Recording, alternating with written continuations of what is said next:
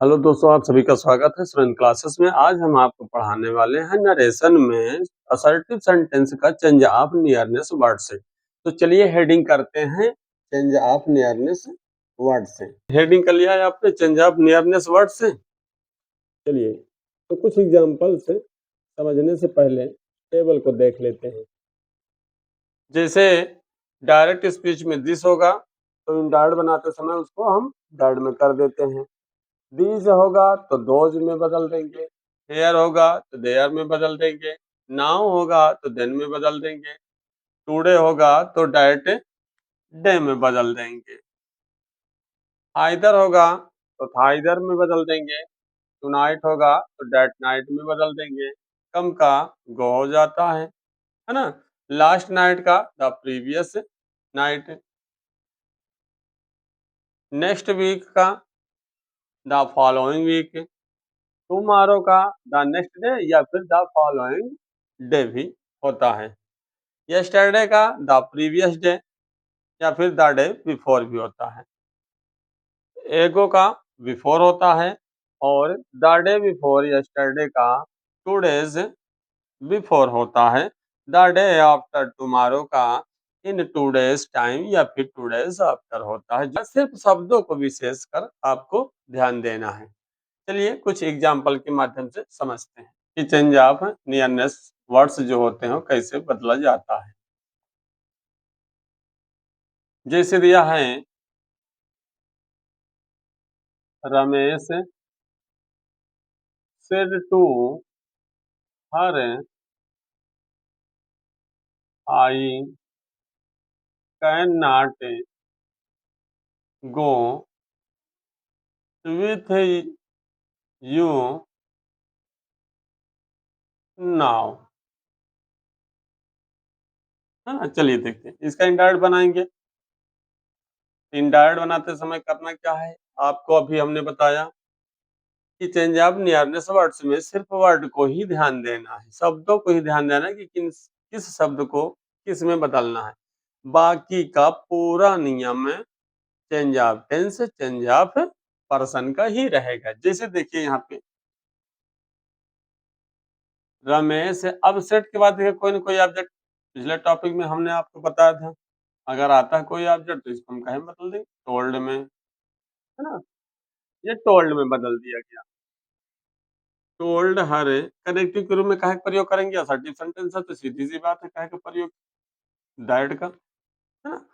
आई आपने देखा है चेंज ऑफ पर्सन में पढ़ा है कि अगर फर्स्ट पर्सन होता है तो उसको हम किसके अनुसार बदलते हैं, रिपोर्टिंग वर्ब के सब्जेक्ट के अनुसार। ये चीजें आपने पिछले वाले टॉपिक में पढ़ा था, ठीक है, तो आपको ये क्लियर हो गया होगा कि हाँ इसको हमें रिपोर्टिंग वर्ब के सब्जेक्ट के अनुसार ही बदलना है। चलिए बदलते हैं, तो आई को हम रमेश के अनुसार बदलेंगे। तो हमने कहा था यहाँ पे जेंडर और नंबर दो चीजें जरूर चेक कर लेना, ठीक है, पर्सन तो हाई है तो रमेश से पता चलता है कि इसका प्रोनाउन ही है, इसका मतलब इसको हम किसके अनुसार बदलेंगे, ही के अनुसार। ये भी एक वचन, ये भी एक वचन, ये भी सब्जेक्ट, ये भी सब्जेक्ट, इसका मतलब समझ में आई बातें। ही कैन का हमने चेंज ऑफ टेंस में आपको बताया था, कैन क्या होता है, कुड में का जैसे माइट होता है ना। चलिए तो यहाँ पे क्या हो जाएगा, कुड, बाकी जो जैसे है वैसे ही रहेगा, हाँ, वेद है। अब यहाँ पे यू कौन सा पर्सन है, सेकंड पर्सन है। सेकंड पर्सन को आपने चेंज ऑफ पर्सन वाले नियम में पढ़ा था, एग्जांपल के माध्यम से आपने समझा था कि सेकंड पर्सन को हम क्या करते हैं, रिपोर्टिंग वर्ब के ऑब्जेक्ट के अनुसार बदलते हैं। तो यहाँ पर यू को बदला जा रहा है, किसके अनुसार बदला जा रहा है, हर के अनुसार। तो आप यहाँ पे ये ध्यान देंगे ये कौन सा यू, सब्जेक्ट वाला कि ऑब्जेक्ट वाला। तो हमने आपको बताया था कि मुख्य क्रिया के बाद अगर यू आता है तो 100% वो ऑब्जेक्ट वाला ही यू होता है। क्यों, क्योंकि सब्जेक्टिव केस और ऑब्जेक्टिव केस दोनों सेम ही होते हैं वर्ड्स इसके। चलिए तो यहाँ पे यू का है ऑब्जेक्ट वाला, तो इसको हम किसके अनुसार बदलेंगे, हर के अनुसार। तो सीधी सी बात है, ये भी का है एक वचन, ये भी का है एक वचन, ये भी ऑब्जेक्टिव, ये भी ऑब्जेक्टिव, ठीक है, तो इसलिए यहाँ क्या हो जाएगा, हर। अब देखिए नाउ शब्द, इसका कोई रोल नहीं, सिर्फ और सिर्फ आपको टेबल के माध्यम से ही याद रखना है, ठीक है। अगर आपको बेहतर अच्छी तरीके से टेबल याद हो गया है तो आपको नियरनेस वर्ड्स में कोई समस्या नहीं होगी। चलिए नाउ का भी आपने क्या देखा टेबल में कि नाउ का देन होता है, क्लियर। इसमें कुछ रखा नहीं है, सिर्फ शब्दों को याद करना है और शब्द अगर याद है तो आप आसानी से कर सकते हैं। चलिए देखते हैं एक एग्जाम्पल और। he said to me, we shall go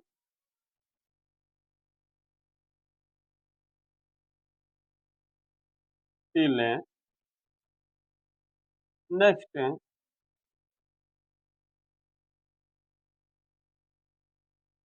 Monday। चलिए देखते हैं कैसे होगा। अब इसका इंडाइट बनाएंगे। इंडाइट बनाते समय अभी जैसे हमने आपको बताया है कि सीधा और सीधा, अगर आपको पिछले जो हमने आपको टॉपिक्स बताए हैं, रूल्स बताए हैं, अगर वो याद है तो सीधा सीधा आपको करना है, एकदम आसान है करना। चलिए यहाँ पे क्या होगा, ही टोल्ड मी, कनेक्टिव के रूप में क्या हो जाएगा, दैट, इतनी दूर तक तो सभी को रट गया होगा, है ना। चलिए यहाँ पे देखिए बी का, इस इसका भी हमने एक एग्जांपल दिया था चेंज ऑफ पर्सन वाले में। देखिएगा इसको हम बदलेंगे, क्या है फर्स्ट पर्सन है तो बदलेंगे किसके अनुसार, रिपोर्टिंग वाले के सब्जेक्ट के अनुसार। तो आपको, हाँ, आपको हमने ये बताया था कि ये क्या है, आपको दो चीजें समझना, जेंडर और नंबर। हाँ, यहाँ पे कोई नाम तो है ना कि जेंडर चेक करें, पर नंबर तो चेक ही करना है। मान लीजिए ये इसके अनुसार बदला गया है, तो ये हमने पिछले टॉपिक में इसके बारे में बताया कि अगर ये मान लीजिए सब्जेक्टिव केस है तो ये भी सब्जेक्टिव केस होना चाहिए, एक वचन है तो ये भी एक वचन, अगर ये बहुवचन है तो ये भी बहुवचन। तो आप देख रहे हैं कि भी क्या है, फर्स्ट पर्सन का बहुवचन वाला वर्ड है, और जिसके अनुसार बदला जा रहा है वो एक वचन वाला। तो क्या करेगा ये, इसकी जगह लिखा जाएगा नहीं, है ना। तो इसकी जगह क्या लिखेंगे, इसी कैटेगरी का जो बहुवचन वाला वर्ड होगा उसको लिखते हैं, ठीक है। तो इसका मतलब ये हुआ कि वी की जगह पे क्या होगा, दे। और अक्सर बच्चे यहीं पर गलती कर जाते हैं, उनको लगता है हमको आ रहा, अब क्या दिक्कत है, बस इसको इसके अनुसार बदलो, ये यहीं जाएगा, हमने बेहतर पढ़ा। नहीं, ऐसी बात नहीं है। सबसे मोस्ट इम्पॉर्टेंट चीजें ये होती है ग्रामर में, एक्सरसाइज। आप चाहे जितना पढ़ लीजिए, अगर एक्सरसाइज नहीं करते हैं तो वो पढ़ाई आपकी अधूरी रहेगी, ठीक। तो एक्सरसाइज में तमाम तरह के क्वेश्चन मिलते हैं, ठीक है। सेल का क्या होता है, शुड होता है, लेकिन हमने आपको बताया था कि आप शुड लिख सकते हैं नियमानुसार, लेकिन सब्जेक्ट के अनुसार ये कहता है विल होता है, इसलिए हमको वुड चाहिए, कोई दिक्कत नहीं, वुड लिख दी, है ना। गो का गो ही होगा, टिल जैसे है वैसे होगा। अभी आपने चेंज ऑफ नियरनेस वर्ड्स में, है ना, जो टेबल देखा उसमें देखिए नेक्स्ट का क्या बताया गया था। तो नेक्स्ट का क्या बताया गया था, द फॉलोइंग, है ना। अब यहाँ पे अगर मंथ है, वीक है ना, कुछ भी है, तो उसमें भी इतने ढेर सारी चीजें लिख नहीं सकते, लेकिन याद रखना कि नेक्स्ट का द फॉलोइंग होता है, ठीक है। उसके बाद चाहे मंथ हो, ईयर हो, वीक हो, है ना, कुछ भी हो, वो वैसे ही रहेगा। यहाँ पे हो जाएगा द फॉलोइंग, और मंडे का तो मंडे ही रहेगा। इतना क्लियर। चलिए इसमें कुछ नहीं रखा है, अगर आप सोच रहे हैं कि दो ही एग्जांपल बताएंगे तो ऐसी बात नहीं है, इसमें कुछ नहीं रखा है, विशेष कर क्या है, सीधा और सीधा शब्दों को याद रखना, ठीक है। चेंज ऑफ नियरनेस वर्ड्स में क्या करते हैं, हम सिर्फ शब्दों को याद रखते हैं। अगर हमें शब्द का को भी याद हो गया कि हाँ इंडायरेक्ट में जो शब्द होते हैं उनको इंडायरेक्ट बनाते समय कैसे, है ना, लिखते हैं, बस इतना याद है, बाकी और इसमें कुछ नहीं रखा। बाकी टोटल और टोटल नियम, चेंज ऑफ टेंस और चेंज ऑफ पर्सन का मैंने पहले ही कहा था कि अगर असर्टिव सेंटेंस आप बेहतर पढ़ लेते हैं तो अन्य जो चार सेंटेंसेस होते हैं उनमें हमें समस्याएं नहीं होती हैं, ठीक है, क्लियर। चलिए आगे देखते हैं, इसमें कुछ वर्ड अपवाद हैं, है ना। तो कुछ वर्ड अपवाद है, आपको बता दें, जैसे यहाँ पे दिस, नाउ और हेयर, ये तीन शब्द अपवाद हैं, ठीक है। इसमें भी जैसे अगर वक्ता के बोलते समय कोई वस्तु, है ना, कोई क्या हो, वस्तु उसके ठीक सामने हो उस वक्त बोलते समय, तो दिस को हम दैट में नहीं बदलते हैं। यदि किसी भी वक्ता के बोलते समय अगर वह, नाउ का मतलब समय, ठीक है, अगर वह समय उसके सामने है कि हाँ मैं बस इसको अभी ही करूंगा या कभी नहीं, है ना, तो नाउ का मतलब समय, तो उस वक्त नाउ का दैट नहीं होगा, नाउ ही रहेगा। हेयर का मतलब स्थान होता, ठीक है, यहाँ स्थान का बोध यहाँ पे हो रहा है। अगर कोई भी वक्ता किसी जगह पे बोल रहा हो और उस जगह पे बोल रहा है कि वह जगह उसी के ही सामने हो। जैसे हम कभी टूर जाते हैं तो बोलते हैं ना कि यहाँ हम आए थे, ये तो नहीं बोलते वहाँ आए थे, है ना? बोलते हैं ना ये कि यहाँ मैं आया था 1 साल पहले, 1 महीने पहले यहाँ, समझ रहे हो? तो आप ऐसे भी समझ सकते हैं। तो उस वक़्त हेयर का देयर नहीं होता, हेयर ही रहता है। तो चलिए इनसे संबंधित एग्ज़ाम्पल्स समझते हैं। पहला एग्ज़ाम्पल देखिए जैसे दिया है, he said to her this comma inverted comma के बाद दिस बुक इज़ माइन। ठीक, ध्यान देना। अब यहाँ पे देखिए इसका इंडायरेक्ट बनाएँगे, तो इंडायरेक्ट बनाते समय क्या करते हैं, जैसे जो भी है पढ़ा है पिछले नियमों से, एग्ज़ाम्पल से, है ना? ठीक उसी तरह। तो आपको पता है कोई भी ऑब्जेक्ट होगा तो ये तो चेंज होगा, ठीक है? तो यहाँ पे क्या हो जाएगा, he told her comma inverted comma की जगह पे क्या लगेगा, कनेक्टिव के रूप में दैट। क्यों? क्योंकि ये असर्टिव सेंटेंस है, रिपोर्टेड स्पीच का जो वाक्य दिख रहा है, ठीक है? चलिए समझते हैं। अब यहाँ पे देखिए जैसे मान लीजिए अगर हम आपको अपवाद नहीं बताते हैं, है ना? आपने वो टेबल याद कर लिया कि दिस का क्या होता है दैट का, तो आप क्या करेंगे, कनेक्टिव कनेक्टिव के रूप में दैट का प्रयोग करने के बाद दिस का आप दैट ही कर देंगे, ठीक है? और इतना करने के बाद आप जैसे भी टेंस परिवर्तन से संबंधित बातें होंगी वो भी आप करेंगे, है ना? और जैसे यहाँ पे देखिए माइन क्या है, अब तो आप सोच रहे हैं माइन क्या है, फर्स्ट पर्सन का है ही नहीं है ना? चलिए आप पर्सन में आपने सीखा, नहीं ऐसी बात नहीं है, उसमें आई, मी, माई, माइन और वी, अस, आवर, आवर्स है ना? तो इसका मतलब ये फर्स्ट पर्सन किसके अनुसार बदला जाएगा? रिपोर्टिंग वर्ब के सब्जेक्ट के अनुसार, यानी माइन बदला जाएगा ही के अनुसार। तो आप देखिए ये किस कैटेगरी का, ये तो पॉजेसिव का है, लेकिन कौन सा, हमने आपको बताया प्रोनाउन पॉजेसिव, तो हमको इसका ये देखिए ना हिज यहाँ पे टैच कर दिया गया था, या मान लीजिए समझाने के लिए लिख भी दिया गया था, ठीक है? क्योंकि इसमें एस नहीं जोड़ सकते, जैसे योर या योर्स होता है, आवर या आवर्स होता है, वैसे हिज और हिज नहीं हो सकता, ठीक है? ये वही रहेगा। तो इसका मतलब इसकी जगह क्या होगा, पॉजेसिव है। लेकिन जब पॉजेसिव की बात ये आती है तो उसमें यह भी ध्यान देना होता है कि एडजेक्टिव वाला है कि प्रोनाउन वाला है ना? चलिए, तो आपने इस क्वेश्चन को कर दिया इस तरीके से इनडायरेक्ट में, तो देखते हैं क्या सही है कि गलत है। अगर मान लीजिए कभी ये क्वेश्चन आ गया आपने ये कर दिया तो, है ना? तो आपको अभी हमने ये बताया कि यदि वक्ता के बोलते समय कोई वस्तु, समय या स्थान उसके ठीक सामने हो, जिसकी ओर वह क्या कर रहा हो, संकेत करते हुए बोल रहा हो, है ना? तो उस सिचुएशन में हम 3 शब्दों को नहीं बदलेंगे, दिस, नाउ और हियर को, ठीक है? तो यहाँ पे देखिए ही सेड टू हर, उसने उससे कहा, माने किसी ने किसी स्त्री से कहा, ठीक है? हर और ही में अंतर है। तो उसने उससे कहा कि दिस बुक इज माइन, यह किताब मेरी है ना? जैसे फॉर एग्जाम्पल है, कोई किताब है सामने और बोल रहा है कि यह किताब मेरी है। अगर हाथ में किताब लेकर या मान लो मेज पे रखी हुई है या बेंच पे रखी हुई है, चेयर पे रखी हुई, कहीं भी रखी हो वो, और वो किताब के सामने खड़ा होकर बोले वह किताब मेरी है, तो सामने वाला क्या समझेगा कि, है ना, एक स्क्रू ढीला है।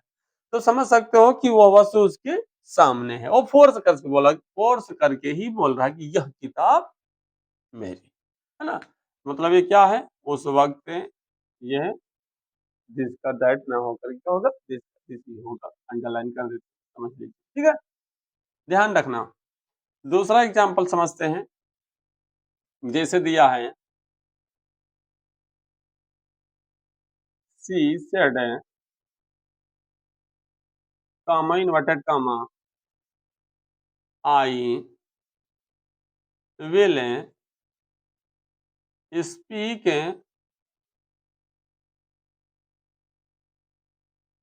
हेयर, छोटा सा एग्जांपल के माध्यम से समझ, ठीक है? चलिए, तो इंडर्ट बनाते समय क्या करेंगे, सी यहाँ टोल्ड कर दें ना, क्यों, ऑब्जेक्ट नहीं है, ठीक है? चलिए, कनेक्टिव के रूप में का प्रयोग करेंगे दैट का, ठीक है, कंफर्म, क्योंकि असर्टिव सेंटेंस है। और बाकी सब कुछ बदला जाएगा। चेंज ऑफ नियरनेस वर्ड्स में सिर्फ 3 शब्द अपवाद है, दिस, नाउ और हियर, ठीक है? तो यहाँ पे देखिए कनेक्टिव के रूप में दैट लगेगा, बाकी टोटल नियम वही रहेगा, change of person, change of tense, ठीक है। आई फर्स्ट पर्सन है, इसके अनुसार बदला गया, ये भी एक वचन, ये भी एक वचन, है ना। ये भी सब्जेक्ट, ये भी सब्जेक्ट, ये चीजें हमने पिछले टॉपिक में बताया था। तो यहाँ क्या हो जाएगा, सी। विल का क्या होता है, वुड, है ना। और इसके बाद यहाँ पे देख रहे हैं कि स्पीकिंग। अब हेयर का क्या होता है, change of nearest word, words के जो टेबल थे उसमें बताया गया था हेयर का देयर होता है ना। लेकिन याद रखना यहाँ पर हेयर आपका अपवाद है।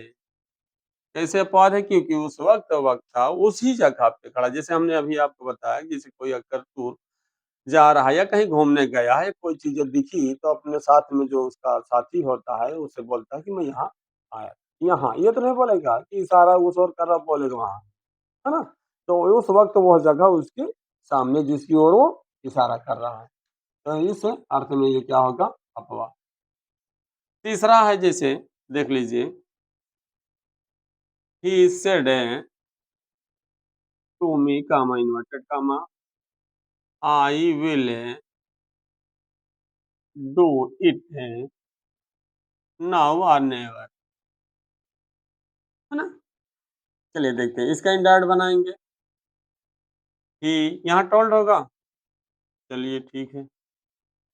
कनेक्टिव के रूप में क्या लगाएंगे, दैट, है ना। तो यहाँ कनेक्टिव के रूप में दैट होगा, बाकी टोटल जो भी है वो सब बदला जाएगा, ठीक है। फर्स्ट पर्सन किसके अनुसार, सब्जेक्ट के अनुसार, ये भी सब्जेक्ट, है ना। जैसे हमने आपको पिछले टॉपिक में बता दिया, ये भी सब्जेक्ट, ये भी सब्जेक्ट, ये भी एक वचन, ये भी एक वचन, मतलब यहाँ पे क्या होगा, ही। विल का क्या होगा, वुड है। बाकी जो जैसे लिखा वैसे ही लिख देना है। यहाँ पे नाउ, आपने अभी चेंज ऑफ नियरनेस वर्ड्स में ये देखा कि नाउ का देन होता है, क्या होता है, नाउ का देन होता है। लेकिन यहाँ पे नाउ का देन होगा या नहीं होगा, तो यहाँ पे नाउ का देन नहीं होगा, क्योंकि इस वक्त नाउ क्या है, अपवाद की स्थिति में, है ना। और बाकी के शब्द उसी तरह ही रहेंगे। कैसे अपवाद है, थोड़ा सा समझते हैं, है ना।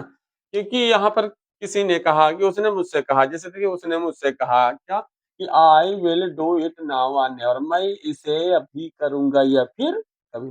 तो यहाँ पर आपने नोटिस किया होगा कि आई के साथ क्या लगता है, सेल। आईवी के साथ क्या लगता है, सेल, है ना, जो सामान्य स्थिति में था। लेकिन यहाँ पर अवश्य ही का अर्थ है, तो आप अपने शब्दों में ये समझ लीजिए कि अवश्य ही के अर्थ में अगर इसकी हिंदी निकल रही है तो उस सिचुएशन में हेयर और नाउ क्या होगा, अपवाद होगा। तो आपको थोड़ा से हिंट से हमने बताया कि ये बातें याद रखना, ठीक है। तो इस तरीके से क्लियर हो गया। तो अब हम इनमें तीनों से संबंधित यानी कुछ इम्पोर्टेंट रूल्स पढ़ेंगे, यानी कुछ महत्वपूर्ण रूल्स पढ़ते हैं एग्जाम्पल के माध्यम से। चलिए आइए देखते हैं। पहला एग्जाम्पल देखिए, इसका जब इंडायरेक्ट बनाएंगे, इंडायरेक्ट बनाने से पहले समझना ध्यान से, जैसे मान लीजिए हम लिखते चले गए, है ना, द टीचर सेड, है ना, लिख दिया। अब इसके बाद यहाँ पे कनेक्टिव दैट भी लगा दिया, आगे आए तो पता लगा कि Raju I shall give you a book, ये फिर क्या है ना। तो आपको बता दें कि यदि कोई भी प्रॉपर नाउन रिपोर्टेड स्पीच में पॉजिटिव केस में हो, मतलब स्वतंत्र अवस्था में हो। स्वतंत्र अवस्था का मतलब ना तो उस वाक्य का सब्जेक्ट हो और ना तो उस वाक्य का ऑब्जेक्ट हो, यानी स्वतंत्र हो। ये जो स्वतंत्र शब्द होते हैं, यानी जो प्रॉपर नाउन होते हैं, शुरू में भी हो सकता है और वाक्य के बाद भी हो सकता है, ठीक है। तो इनडायरेक्ट बनाते समय यदि कोई प्रॉपर नाउन क्या होगा, वोकेटिव केस में होगा, मतलब स्वतंत्र अवस्था में होगा, तो हम इनडायरेक्ट बनाते समय उसे रिपोर्टिंग वर्ब का ऑब्जेक्ट मान लेते हैं। समझ में आई बात है। कोई भी यदि स्वतंत्र अवस्था में होगा तो इंडायरेक्ट बनाते समय हम उसको क्या कर लेंगे, रिपोर्टिंग वर्ब का ऑब्जेक्ट मान लेंगे। मान लीजिए कि the teacher said to Raju, क्योंकि टीचर ने राजू का, तब यहाँ पे क्या हो जाएगा, टोल्ड, ठीक है। इस बात को ध्यान रखना, अभी हम पूछना कि यहाँ पर टोल्ड कैसे हो गया, ऑब्जेक्ट नहीं, नहीं है ऑब्जेक्ट वो वहां पे, ठीक है। वो रिपोर्टेड स्पीच है स्वतंत्र अवस्था में। जैसे मान लीजिए आप ननिहाल गए, मामा मामी के यहाँ हैं भले ही, लेकिन हैं किसके बच्चे, अपने माता-पिता की, है ना? फादर्स नेम अगर कोई पूछेगा तो मामा का नाम तो बताओगे नहीं, समझ गए हो? चलिए, अगर बात समझ में आई तो अब देखिए, ठीक है? तो ये जो ऑब्जेक्ट होता है, ये इसी का होता है, रिपोर्टिंग वर्ब का ही होता है। रिपोर्टेड स्पीच में कभी-कभी इस तरीके से लिख दिया जाता है, दे दिया जाता है क्वेश्चन, तो बस अगर समझ गए तो देखिएगा। तो यहाँ क्या होगा? राजू। तो बात समझ में आई, अब कनेक्टिव के रूप में दैट का प्रयोग करेंगे। बात क्लियर? यदि कोई प्रॉपर नाउन रिपोर्टेड स्पीच में स्वतंत्र अवस्था में हो, वोकेटिव केस में हो, तो इंडार्ट बनाते समय उसे हम रिपोर्टिंग वर्ब का ऑब्जेक्ट मान लेते हैं। अब आगे देखिए, उसी तरह वाक्य है, I shall give you a book. I क्या फर्स्ट पर्सन, किसके अनुसार? टीचर। तो हमने कहा था क्या, जेंडर और नंबर दो चीज जरूर चेक कर लेना, है ना? तो जेंडर पता चला, टीचर पता नहीं अध्यापक है कि अध्यापिका, लेकिन नंबर से तो पता चल रहा है ना, एक वचन, तो क्या होगा? ही, है ना? मान लेते हैं हमने ही माना, तो यहाँ पे आई ही के अनुसार बदला गया, तो यहाँ पे क्या होगा? ही। सैल का शुड होता है, सब्जेक्ट अनुसार वुड आप लगा सकते हैं, ठीक है? यू का जो दिया है वही रहेगा, यू का सेकंड पर्सन, और ये सेकंड पर्सन क्या है? सब्जेक्ट वाला कि ऑब्जेक्ट वाला? हाँ, ठीक, ऑब्जेक्ट वाला है, ठीक है? इसको हम किसके अनुसार बदलेंगे? कुछ भी हो, सब्जेक्ट वाला ऑब्जेक्ट वाला हो, तो क्लियर करने के लिए होता है ना।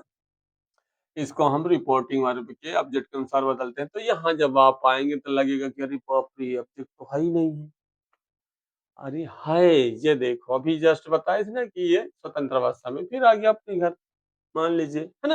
यानी अपने ही एरिया में, रिपोर्टिंग वर्ब में, तो ये ऑब्जेक्ट यही माना जाएगा, ठीक है? तो इसके अनुसार बदलेंगे तो राजू, है ना? तो इसका भी प्रोनाउन ही होगा, तो यहाँ क्या हो जाएगा? अगर यू ऑब्जेक्ट वाला है तो ही का ही चाहिए, यानी ऑब्जेक्ट चाहिए, है ना? जैसे हमने टेबल में बताया था, ही में आ बुक। इतनी बात क्लियर? यदि कोई भी प्रॉपर नाउन रिपोर्टेड स्पीच में स्वतंत्र अवस्था में होगा, तो इंडायरेक्ट बनाते समय हम उसको क्या करेंगे? रिपोर्टिंग वर्ब का ऑब्जेक्ट। चलिए दूसरा एग्जांपल देखते हैं। जैसे दिया पीएम मोदी सेड, है ना? प्रधानमंत्री मोदी जी ने कहा कि लेडीज एंड जेंटलमैन, है ना? जेंटलमैन यानी भाइयों और बहनों, I should thank you all, है ना? यानी आप सभी को मुझे धन्यवाद करना चाहिए। चलिए आइए देखते हैं, यहाँ पे क्या है? पीएम मोदी, हाँ, जिस तरीके से आपने पढ़ा है उससे थोड़ा से हटके है ना? इसलिए इसको कुछ विशेष परिवर्तन के नाम से हमने ये एग्जांपल दिया। थोड़ा सा आप रुक गए, क्यों रुक गए? देखिएगा, यहाँ पे आपको बता दें, यदि रिपोर्टेड स्पीच में कोई कॉमन नाउन संबोधन के रूप में, किस रूप में? संबोधन के रूप में हो, तो इनडायरेक्ट बनाते समय उसको हम एड्रेस्ड एज डैश आई से जोड़ते हैं, एड्रेस्ड, है ना? अगर सेट है तो इसलिए एड्रेस से होता तो एड्रेस अकेले रखते हैं, ठीक है? इस बात को भी ध्यान रखना। तो एड्रेस डे डैश डैश आए जो होता है, लेकिन कब? जब यहाँ ऑब्जेक्ट दिया रहेगा, जैसे पीएम मोदी ने लोगों से कहा द पीपल, है ना? द पीपल होता, तब यहाँ पे लिख देते, इसके बाद इसको जोड़ देते, है ना? नहीं है तो इसलिए यहाँ पे सीधा, ठीक है? कोई डैश नहीं। तो एड्रेस आए जैसे हम उस कॉमन नाउन को जोड़ते हैं जो संबोधन के रूप में होता है, ladies and gentleman, sorry gentleman. इसके बाद इसको जोड़ तो दिया, अब क्या करेंगे? है ना? अब क्या करेंगे?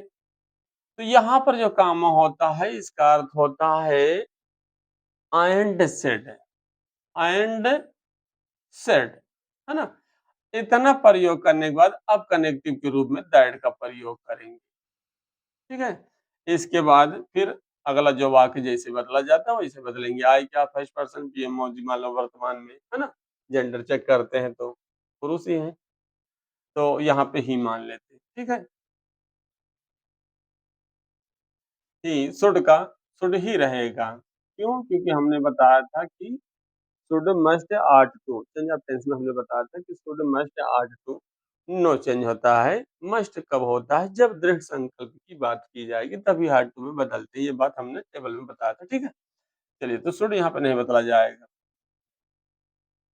थैंक इतना। अब यू ऑल, अब देखिएगा गौर से, यू ऑल है ना, कुछ भी हो, यहाँ पे सबसे पहले कंफर्म करना है, you second person reporting verb के ऑब्जेक्ट के अनुसार बदला जाता है।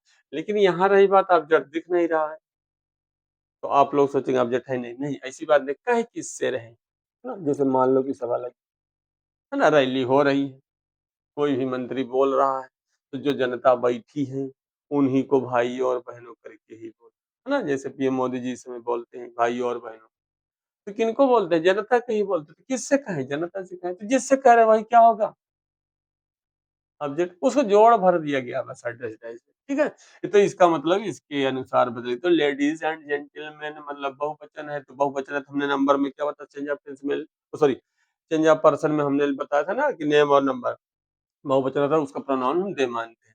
तो इसका मतलब ये यू को हम दे के अनुसार बदलेंगे, मतलब ये ऑब्जेक्ट वाला है ना, ये इसके पास आया तो ये भेज दिया इसके पास, मतलब समझ रहे हो, ऑब्जेक्ट है तो ऑब्जेक्ट, ठीक है, ऑब्जेक्टिव केस है तो ऑब्जेक्टिव केस, अगर ये एक वचन है तो एक वचन, बहुवचन है तो बहुवचन, ठीक है। हालांकि ऐसी बात नहीं, जिसको बदलते कभी कभी अगर वो एक वचन में होता है बहुवचन वाले के पास जाता है तो भी आ जाता है, खासकर यू, है ना। चलिए, तो यहाँ पे क्या दिया है, यू ऑल बहुवचन है, तो सीधी सी बात है, क्या हो जाएगा, देम ऑल, क्या हो जाएगा, देम ऑल, ठीक है, क्लियर। अच्छा, कभी कभी इसको हम ऐसे भी कर सकते, तो करते हैं, है ना, आप कर भी सकते हैं, जैसे देख रहे हो ना, जैसे प्रॉपर नाउन को हम रिपोर्टिंग वर्ब का ऑब्जेक्ट मान लेते हैं, अगर आपको समस्या होती है आइडेंटिटी से, तो आप जैसे ये प्रॉपर नाउन को हम रिपोर्टिंग वर्ब का ऑब्जेक्ट मान लेते हैं, वैसे हम कॉमन नाउन को भी हम ऑब्जेक्ट मान करके कर सकते हैं, इतना खौरेब करने की जरूरत नहीं है, ठीक है।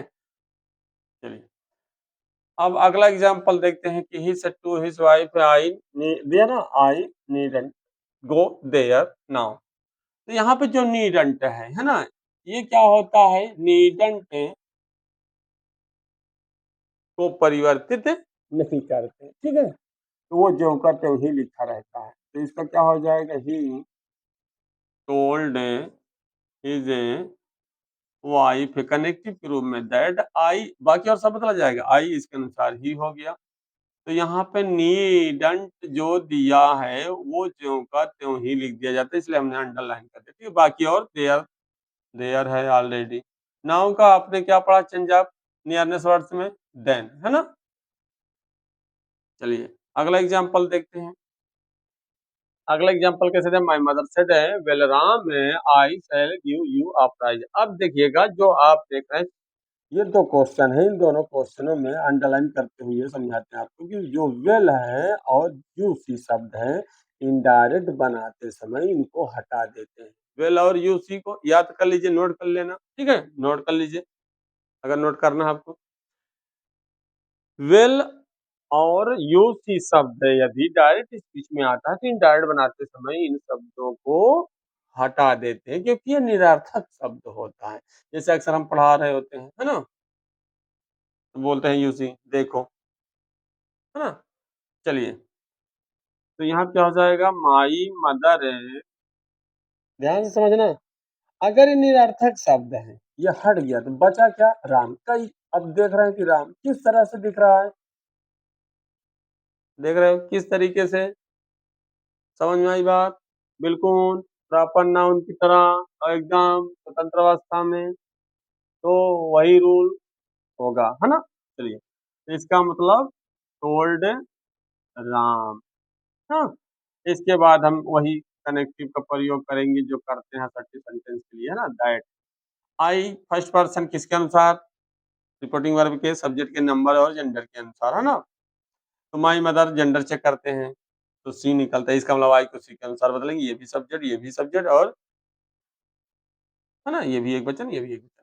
शैल का शुड होता है, लेकिन यहाँ सब्जेक्ट के अनुसार रूट कर देते हैं, कोई दिक्कत नहीं, शुड लगा देंगे मॉडर्न इंग्लिश के अनुसार, वो सही मान हो जाएगा, ठीक है। कहीं कहीं दिया रहता है, लेकिन मेरे हिसाब से सब्जेक्ट अकॉर्डिंग ही सही होता है। अब इसके बाद देखिए, यू क्या है, सेकंड पर्सन है, सेकंड पर्सन के साथ साथ ये भी ध्यान देना कि ऑब्जेक्ट है, किस केस में, ऑब्जेक्टिव केस में। पर उससे पहले हम देखेंगे कि सेकंड पर्सन को किसके अनुसार बदलते हैं, ऑब्जेक्ट। अब आप यहाँ चले जाओगे, नहीं, लेकिन अभी आपको समझाएं तो फिर क्यों अनजान बन रहे हैं, सीधी सी बात है, ये ऑब्जेक्ट है ना। तो यहाँ हम राम के अनुसार बदलेंगे, तो राम का हम जेंडर चेक करते हैं, तो सीधी-सी बात है पुरुष है ना? तो ही होगा। तो इसका मतलब यू को ही के अनुसार डाला गया। कल थोड़ा कल्पना करिए कि यू ऑब्जेक्टिव है, ही सब्जेक्टिव है ना? तो इसका मतलब हिम, है ना? यहाँ पे क्या हो जाएगा? हिम। अगला एग्ज़ाम्पल देखिए, जैसे दिया था फादर से, अभी आपको हमने समझाया कि अगर विल और यूसी आ जाए तो निरार्थक शब्द होते हैं। तो जब समझ गए हैं, तो आगे फिर क्या पूछना? चलिए, कोई ऑब्जेक्ट नहीं, तो क्या होगा? सेट। रूल अपना जितना भी है, वो सभी काम के हैं, कोई बेकार नहीं है, ठीक है? That I first person my father, gender check करते हैं तो यहाँ पे ही निकलता है, इसका मतलब यहाँ पे क्या आएगा? ही। कैन का क्या होता है? कुड है ना? यहाँ पे क्या है? रन है, रन तो रन ही है, फास्ट का फास्ट ही होगा, कोई दिक्कत नहीं, ठीक है? तो ये क्लियर। अगला एग्जाम्पल क्या है? चलिए समझते हैं, इंडायरेक्ट बनाते समय क्या करेंगे, है ना? चलिए पहले समझ लेते हैं। यदि रिपोर्टेड स्पीच का वाक्य कंडीशनल सेंटेंस में हो, यानी शर्त प्रकट करने वाले, है ना? शर्त बताने वाले वाक्य हो, और वो भी अनरियल पास्ट टेंस में हो, है ना? यानी कहने का मतलब पहले से ही वो क्या हो, पास्ट टेंस में हो, तो इंडायरेक्ट बनाते समय उनके वर्ब में कोई परिवर्तन नहीं करते। जैसे दिया है सीता, ठीक है? कोई ऑब्जेक्ट नहीं है, सेड। कनेक्टिव के रूप में दैट ही रहेगा। बाकी आप देख रहे हैं जैसे भी है वो वैसे ही रहेगा, ठीक है? इफ और बाकी के एक-एक शब्द आपको देखना है। सिर्फ क्या बताया गया था कि कंडीशनल सेंटेंस में होगा तो उसके वर्ब में परिवर्तन नहीं होगा। कब? जब पहले से ही वो पास्ट में हो। ठीक है? बाकी और सारी चीजें तो आपको चेंज ही करनी है। माई फर्स्ट पर्सन किसके अनुसार? सीता, है ना? फर्स्ट पर्सन किसके अनुसार बदला जाता है? रिपोर्टिंग वर्ब के सब्जेक्ट के अनुसार। तो ये आपने सीखा, सीता का जेंडर देख रहा है, सी है, तो सी के अनुसार यहाँ पे बदल जाएगा माई, तो सी का पॉजिटिव क्या होता है? हाथ। यहाँ पे वो क्या है? हर कॉलेज वर है तो वर ही रहेगा, ठीक है? क्यों? क्योंकि ऑलरेडी कंडीशनल सेंटेंस के साथ-साथ वो पास्ट में भी है। यहाँ पर आई का है फर्स्ट पर्सन, उसके अनुसार सीता के अनुसार वो सब्जेक्टिव केस है, सीता का जेंडर चेक करते हैं, सी है तो ये भी सब्जेक्टिव, ये भी सब्जेक्टिव, इसका मतलब सी है। वुड ऑलरेडी ये पास्ट में ही है, इसलिए इसको हम नहीं चेंज करेंगे, है ना? चलिए, क्लियर? ये एग्जाम्पल, ठीक है? अगला कुछ जो विशेष परिवर्तन से संबंधित एग्जाम्पल था, आपको हमने क्या बताया कि कंडीशनल सेंटेंस में होगा और वो भी अनरियल पास्ट, है ना? तो हम उसके बारे में कोई परिवर्तन नहीं करते। अगला एग्जाम्पल देखिएगा। अब यहाँ पर आपको तीनों एग्जाम्पल, ये और ये तीनों की बात आपको इकट्ठा बताते हैं। कैसे? यदि रिपोर्टेड स्पीच में थैंक यू आ जाए, क्या आ जाए? Thank you, feel, hope, underline करते हैं, ध्यान रखें, ठीक है?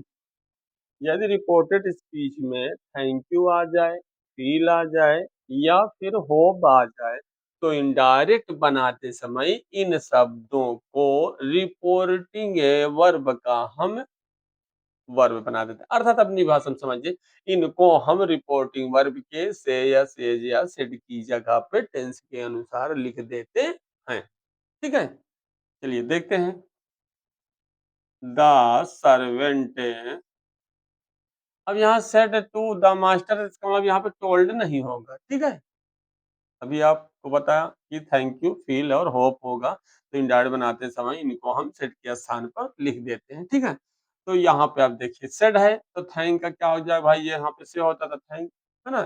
सेज होता था थैंक से, सेड है तो आप समझ लीजिए जैसे टोल्ड वैसे थैंक्ड।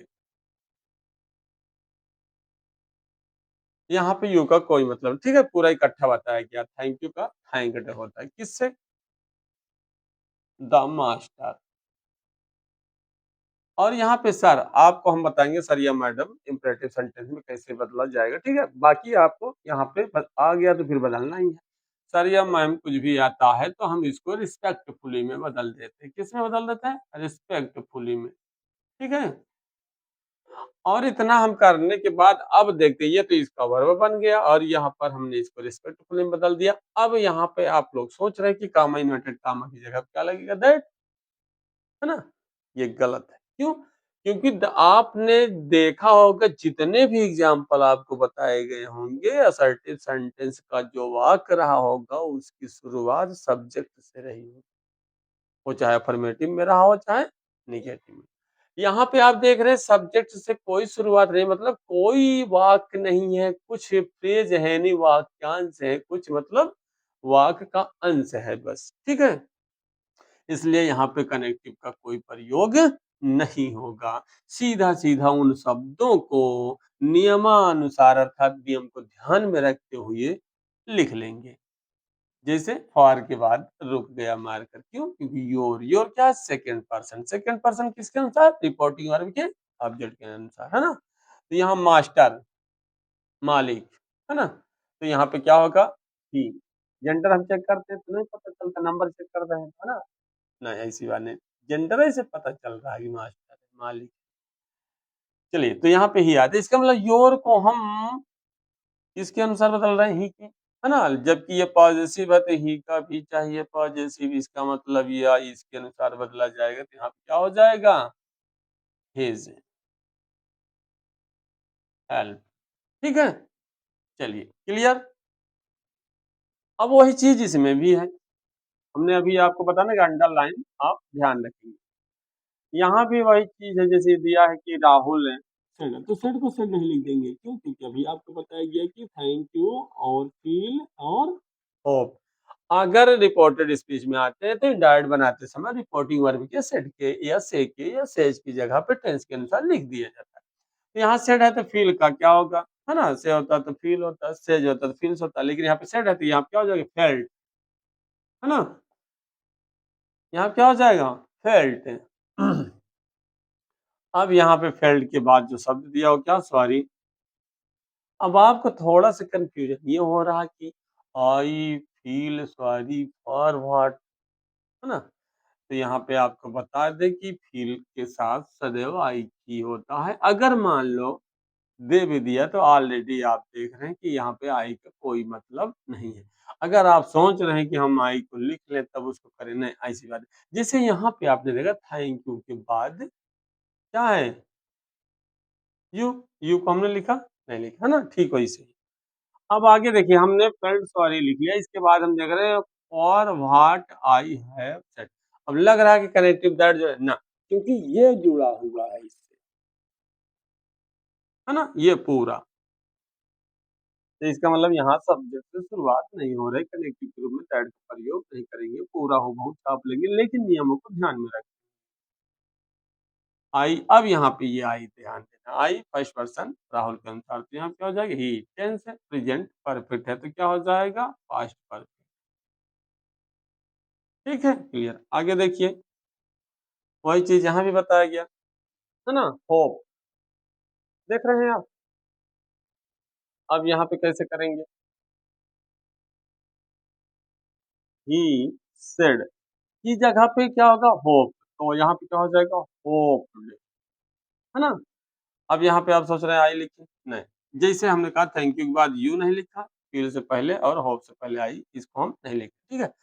आई होप डे, अब यहाँ पे हम इतना लिख लेते हैं, इसके बाद थोड़ा सा चेक करते हैं, माई फ्रेंड विल, लग रहा कि असर्टिव सेंटेंस है और शुरुआत सब्जेक्ट से हो, इसका मतलब कनेक्टिव के रूप में क्या लगेगा, दैट, क्या लगेगा, दैट।